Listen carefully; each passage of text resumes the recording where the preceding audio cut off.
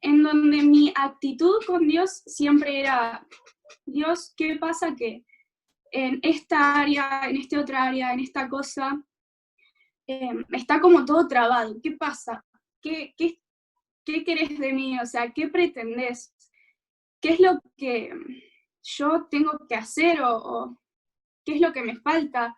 No entendía bien cuál era el propósito de Dios para que yo esté pasando por eso, ¿no? Como que yo en mi mente creía que estaba todo bien, que estaba haciendo las cosas como cualquier cristiano haría, ¿no? Orando, leyendo la Biblia, y etcétera. Pero llegó un momento donde yo le rogaba a Dios, Señor, te pido que hagas algo. No sé qué es lo que está pasando, no sé por qué estoy en esta situación, pero te pido que hagas algo. Quiero dejar en claro que yo entendía y sabía bien el obrar de Dios, sabía que Él a veces nos hace pasar por desiertos, en donde prefiere estar callado para que nosotros aprendamos de esa manera, algo que Él quiere enseñarnos. Yo entendía bien el obrar de Dios, sabía que Él tiene muchas formas para obrar, pero aún así mi corazón tenía esa actitud de ver la falla en Dios y no verla en mí. Y vamos a ver qué dice Dios al respecto de esto. En Tercera de Juan 1, versículo 2, es un versículo que también el pastor nombró el sábado pasado, si mal no recuerdo, que dice: Amado, deseo que seas prosperado en todo y que tengas salud, a la vez que tu alma prospera. ¿Sí? Entonces, obviamente mi pensamiento con respecto a lo que estaba pasando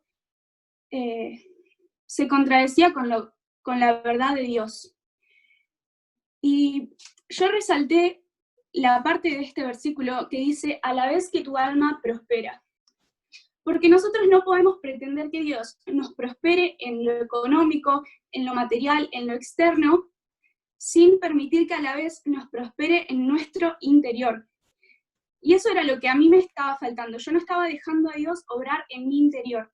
Había muchas cosas en mí por cambiar, por mejorar, pensamientos, maneras de actuar, infinitas cosas que yo necesitaba cambiar para que Dios pueda prosperarme. Y creo que eso es lo que nos pasa a muchos, ¿no? Que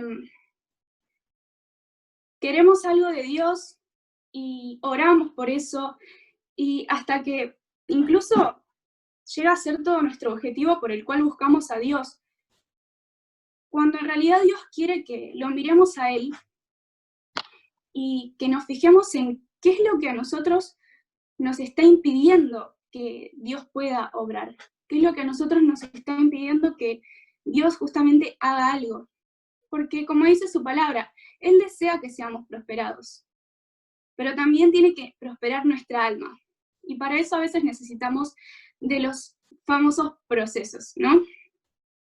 Bien, entonces, principalmente, nosotros tenemos que cambiar nuestro enfoque. No en Dios, no en lo que Dios todavía no hizo, no en lo que Dios no contestó, sino en nosotros. Decir, Dios, no sos vos, soy yo.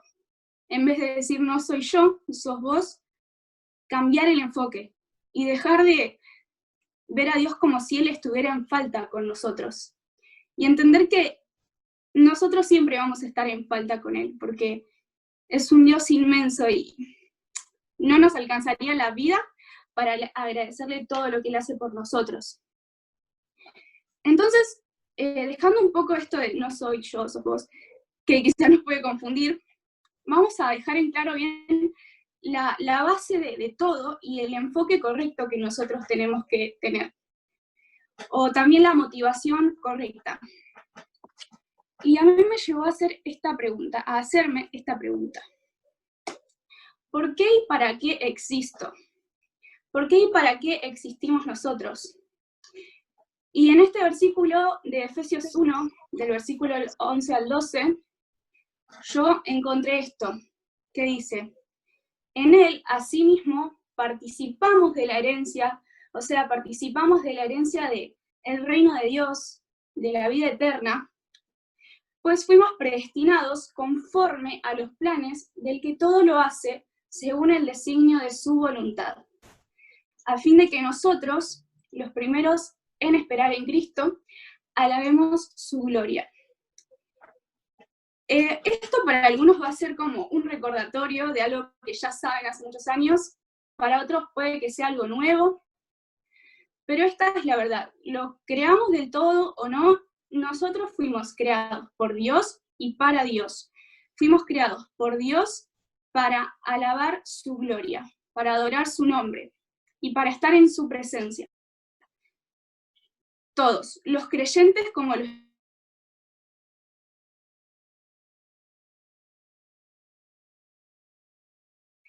Entonces, partiendo, yo busqué el significado de gloria, porque me quería ver qué significaba específicamente. Lo busqué en Google, ¿no? Vamos a aclarar esto, pero bueno, yo trato de siempre que comparto algo que tenga un filtro, ¿no? Para no compartir cualquier cosa. Y encontré dos definiciones. Una dice que gloria es la presencia de Dios. Y otra dice que es la contemplación de Dios. Entonces, la gloria es la presencia de Dios y nosotros al estar en su presencia también contemplamos a Dios. Entonces puede que van de la mano, como que tienen que ver, ¿no? Y también encontré otro significado que me pareció muy interesante, que tiene más que ver en cómo dar gloria a Dios. Y encontré esto, que dice, reputación, fama y honor extraordinarios que resultan de las buenas acciones y grandes cualidades de una persona. Y llevándolo a que nosotros vivimos para Dios, podemos pensar que a través de nuestras buenas acciones y nuestras grandes cualidades, podemos hacer que en nuestro entorno donde estemos y las demás personas tengan Dios en ese entorno tenga reputación, fama y honor extraordinarios. Gracias a nuestras buenas acciones y nuestras grandes cualidades. Busqué también el significado de cualidades y menciona lo que es la esencia de una persona. Y si nosotros portamos la esencia de Dios, sería básicamente ser como Jesús, ¿no? Y bueno, una vez entendido todo esto, vamos a repasar primero lo que vimos para que no nos perdamos. Vimos qué dice Dios al respecto de mis áreas en las que no estoy prosperando. Sabemos que Dios quiere prosperarnos en todo. Sabemos que el enfoque tiene que ser Él y no nosotros, que el enfoque tiene que estar en qué nos falta a nosotros o qué nosotros estamos haciendo mal quizás, que no nos permite avanzar en ciertas áreas y dejar que Dios nos prospere. Entendemos por qué y para qué existimos, que es gracias a Dios y para alabar su gloria. Y también tenemos la definición de gloria. Y ahora la pregunta sería, ¿cómo doy gloria a Dios? Bien. Y en el versículo de 1 de Pedro 2, versículo 12, dice, la voluntad de Dios es que ustedes practiquen el bien, para que así hagan callar la ignorancia de la gente insensata. O sea que la voluntad de Dios también es que nosotros practiquemos el bien. Y busqué este versículo para que la definición que encontré en Google, ver si concordaba con la palabra de Dios, ¿no? Que sería lo más importante. Y vemos que sí, la voluntad de Dios es que hagamos el bien. Entonces, ¿cómo doy gloria a Dios? A través de mis acciones y cualidades, sobre todo de mis acciones. Y acá podemos hacernos otra pregunta, y es, ¿qué acciones son las que debo tener? Yo puse 3, que para mí son las fundamentales, y que éstas desatan en otras acciones. La primera es que tenemos que tener buenos pensamientos. La segunda es que tenemos que tener buenas palabras. Y la tercera, buenas acciones. Vamos a ver un poquito detalladamente cada una. Yo busqué un versículo que respalde estos tres puntos. Y bueno, vamos a ver acerca de los buenos pensamientos. En Filipenses 4:8 encontré esto, que muchos lo conocemos, este versículo, que dice: por lo demás, hermanos, piensen en todo lo que es verdadero, en todo lo honesto, en todo lo justo, en todo lo puro, en todo lo amable, en todo lo que es digno de alabanza. Si hay en ello alguna virtud, si hay algo que admirar, piensen en ello. Entonces, tenemos que tener buenos pensamientos. Y esto tiene que aplicarse para todas las áreas de nuestra vida. Nuestra familia, nosotros mismos, las personas de nuestro trabajo, nuestras situaciones, nuestro estudio y básicamente todo. Y lo que hay en nuestros pensamientos también se refleja en lo que decimos. Entonces, si yo tengo la capacidad de poder bendecir a alguien en mis pensamientos y no solo en mis acciones o en lo que digo, es decir, de la boca para afuera, entonces mucho más voy a poder hacerlo con mis palabras y mis acciones.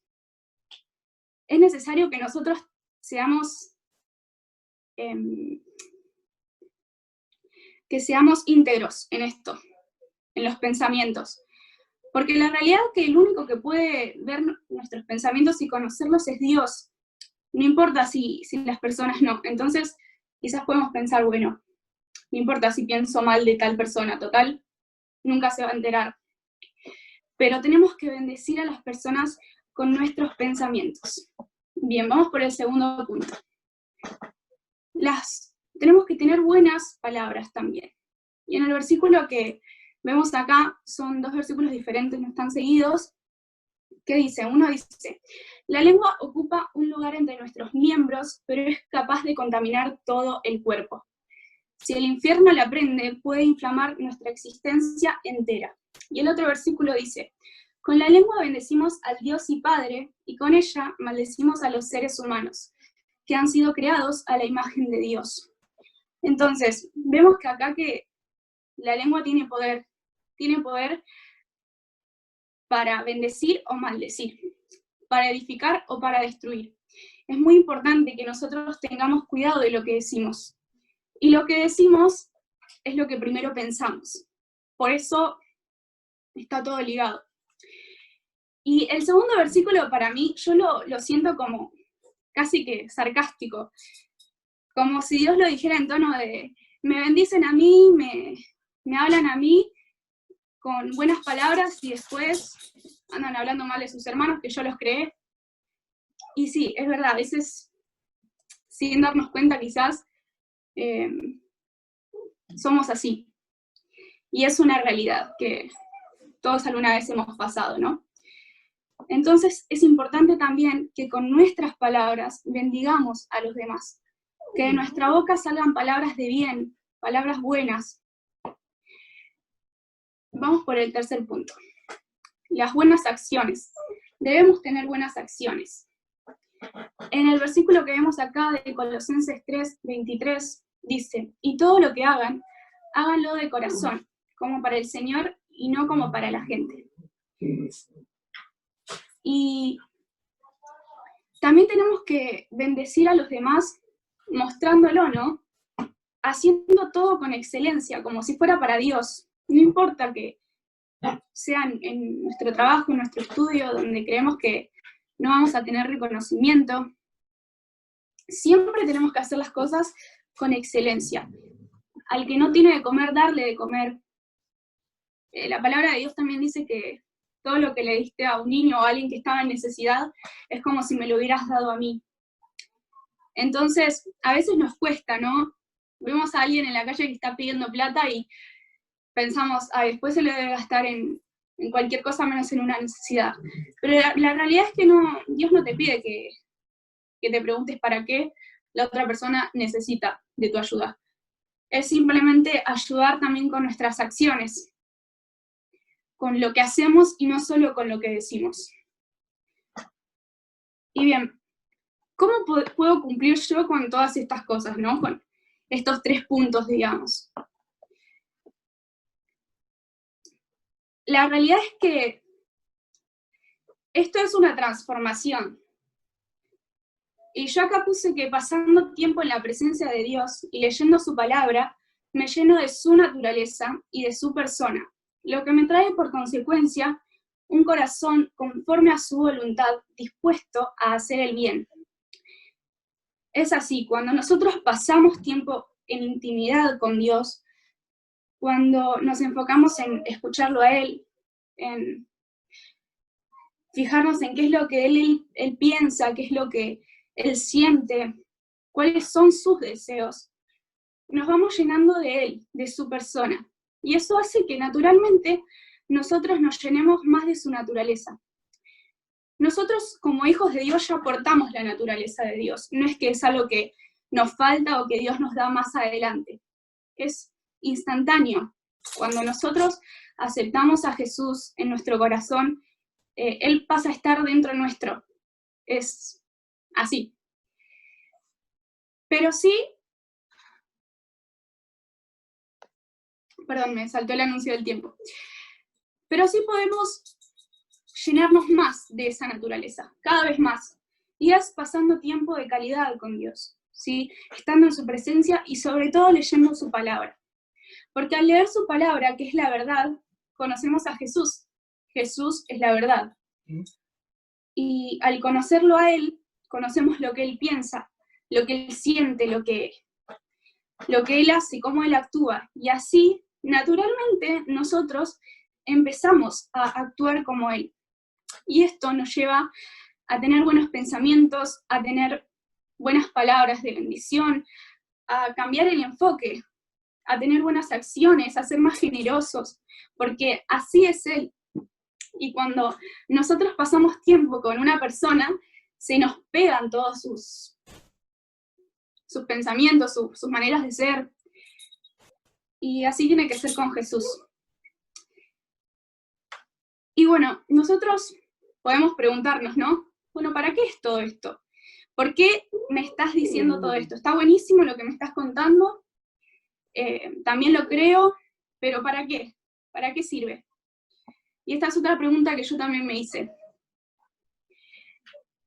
Simplemente por lo que dice en este versículo, en Mateo 6:33, que dice, por lo tanto, busquen primeramente el reino de Dios y su justicia, y todas estas cosas les serán añadidas. Nosotros buscamos mucho prosperar en Dios, que Dios nos bendiga, que Dios nos cumpla tales sueños, tales anhelos de nuestro corazón. Y la verdad es que Dios es un Dios tan bueno, que está en todos los detalles, que Él, si lo puede hacer, lo va a hacer. No es un Dios que te va a decir que no porque sí, porque puede. Es un Dios que siempre busca llenarnos, busca llevarnos a lo mejor.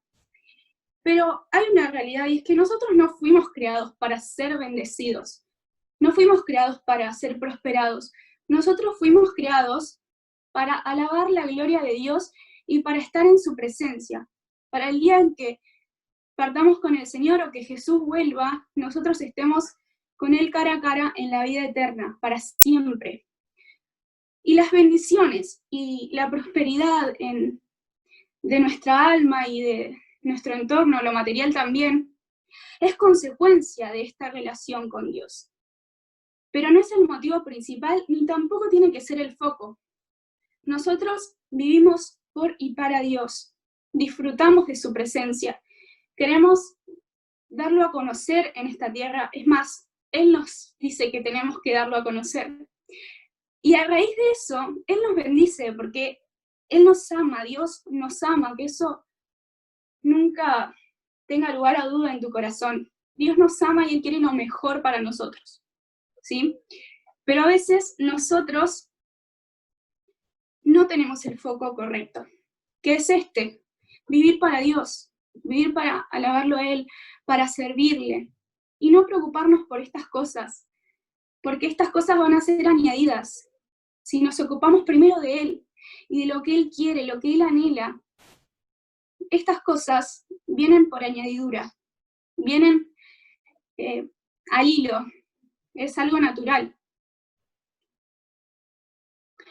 Y ocuparnos de su reino también incluye que a través nuestro las personas puedan conocer a Jesús. Nosotros, como dice Pablo en un versículo, somos cartas abiertas. Siempre nos están viendo, siempre estamos en la mira. Y más cuando estamos rodeados de personas que no creen en Dios. Siempre la gente va a estar mirando qué hacemos, cómo nos comportamos, qué decimos, cómo pensamos.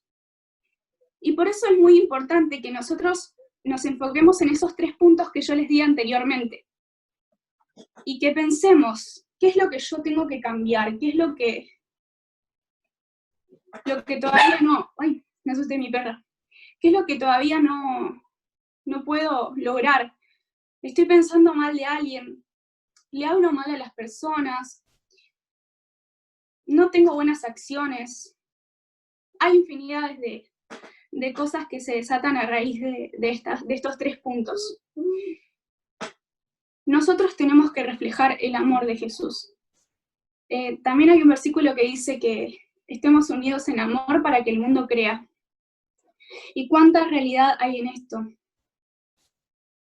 En 1 de Pedro 2, versículo 12, volvemos a 1 de Pedro, dice: mantengan una buena conducta entre los no creyentes, para que, aunque los acusen de malhechores, al ver las buenas obras de ustedes, glorifiquen a Dios el día que Él nos visite.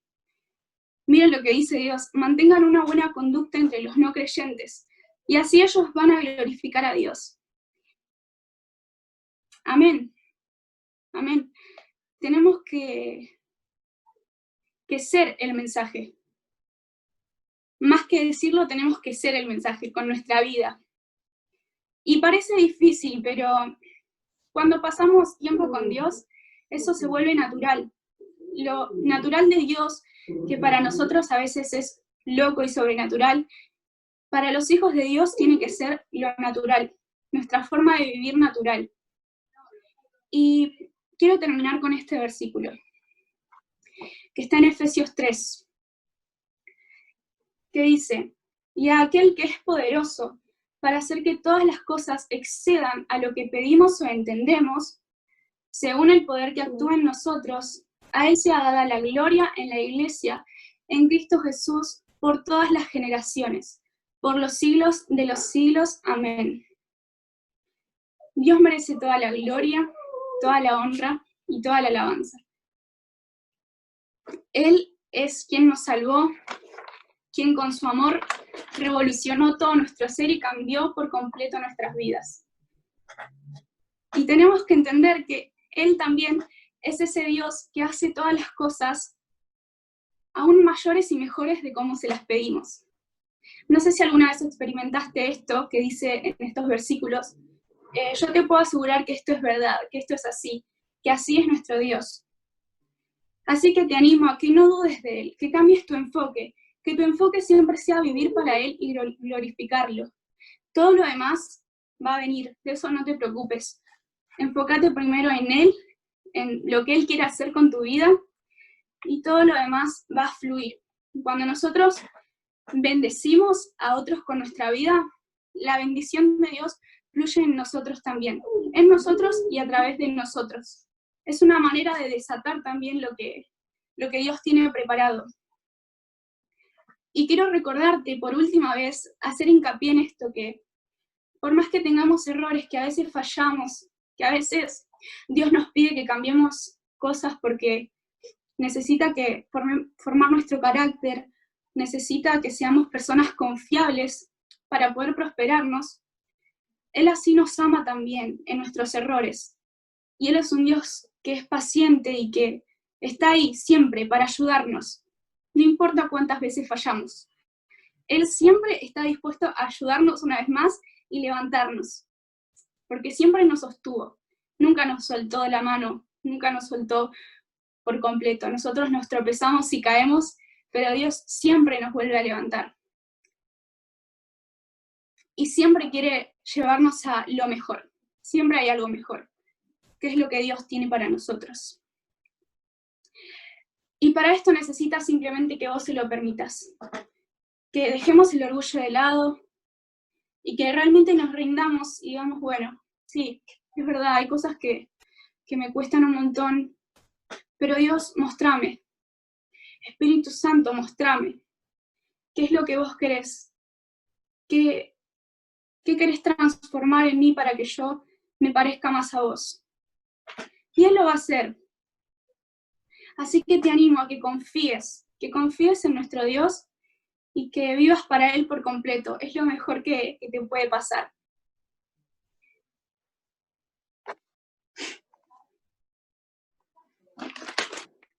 ¿Están todos ahí? Sí, acá estamos, Agus. Ok. Sí, buenísimo.